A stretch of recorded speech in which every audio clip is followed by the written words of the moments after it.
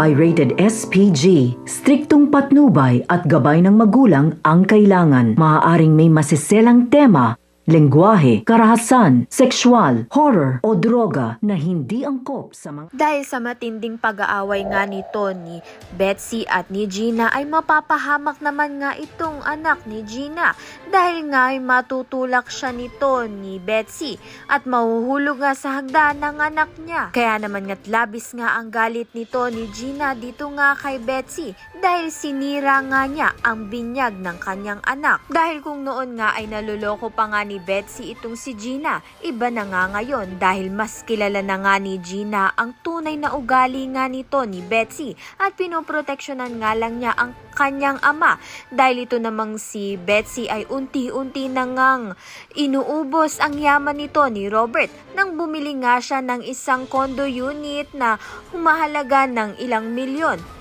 Kaya naman nga galit na galit nga itong si Gina sa ginawa nga nito ni Betsy. Dahil habang nga gumagastos ng malaki itong si Betsy ay may malaki ngang pera ang nawawala sa supermarket business nga nito ni Robert. Kaya naman nga hinihinala nga ni Gina na si Betsy nga ang nagnakaw.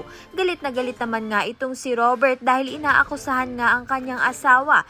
Tuluyan na ngang naiitsapwera ito ngang si Gina nito ni Robert at magiging pa-victim nga itong si Susan at si Betsy na kunwari ngang lalaya sa mansyon ni Robert. Kaya naman nga't itong si Robert ay pinigilan nga ang dalawa. Kaya naman nga't yan at iba pa ang dapat nating pakaabangan. Maraming salamat sa iyong panonood.